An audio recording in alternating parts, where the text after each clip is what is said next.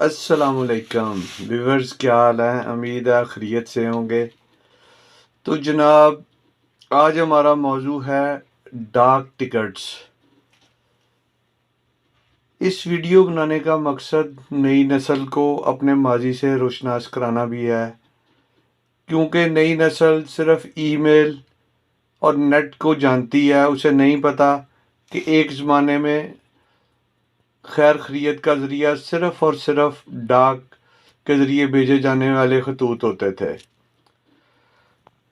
اس میں یہ نہ صرف ڈاک خرچ کے لیے یہ ٹکٹ چھاپی جاتی تھی، بلکہ اس میں مختلف ایونٹس، ماضی، حال، دوست ملکوں کے ساتھ تعلقات اور ایک پوری ہسٹری اس میں شامل ہوتی تھی۔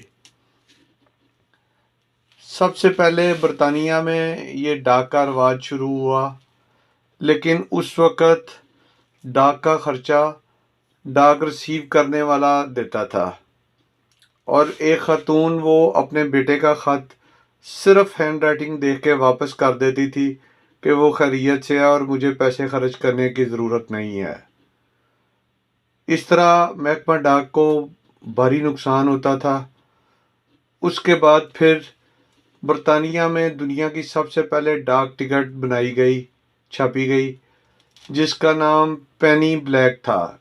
اس کی مالیت 1 پینی اور کلر بلیک تھا، اور اس وقت تک چونکہ پوری دنیا میں کہیں ڈاک کا نظام نہیں تھا، اس لیے اس پر ملک کا نام چھاپنا ضروری نہیں سمجھا گیا، جو کہ آج تک برطانیہ کے ٹکٹ پر برطانیہ کا نام نہیں لکھا جاتا۔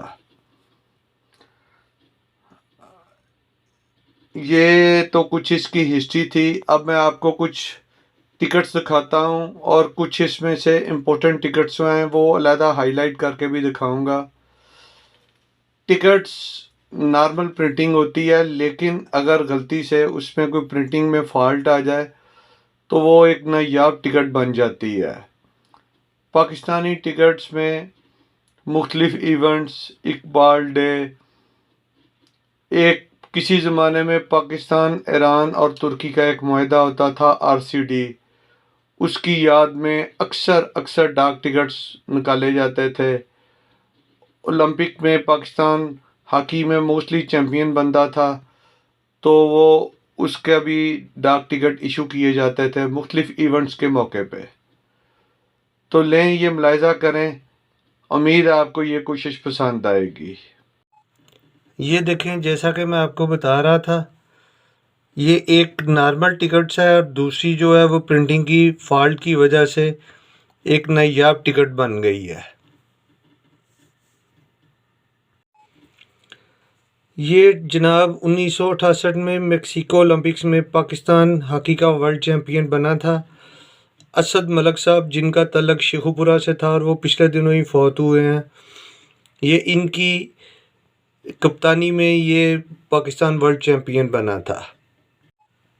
اسی طرح یہ ٹکٹ بھی 1971 پاکستان ہاکی کا ورلڈ چیمپئن، یہ اس موقع کی یادگار ہے۔ کچھ ٹکٹ اس ڈیزائن کے بھی چھاپے جاتے تھے اور کچھ راؤنڈ شیپ میں بھی ہوتے تھے۔ یہ منجو داڑو، جو کہ پاکستان کا قدیم تاریخی ورثہ ہے، اس کی یاد میں یہ بنائی گئی ہے۔ یہ ٹکٹ پاکستانی فرسٹ اٹامک ری ایکٹر بنانے کی خوشی میں شائع کی گئی تھی۔ یہ بھی میرے حساب سے، کیونکہ یہ پاکستان کا ایک ٹرننگ پوائنٹ تھا اس ٹیکنالوجی میں، تو یہ بھی دیکھنے کے لائق ہے۔ کسی زمانے میں رضا شاہ پہلوی، جو ایران کا سربراہ تھا، شہنشاہ، اس کے پاکستان سے بہت اچھے تعلقات تھے، اور ان کے مختلف موقعوں پر پاکستان یادگار ڈاک ٹکٹ ایشو کرتا تھا۔ یہ بھی انہی میں سے ایک موقع کی ہے۔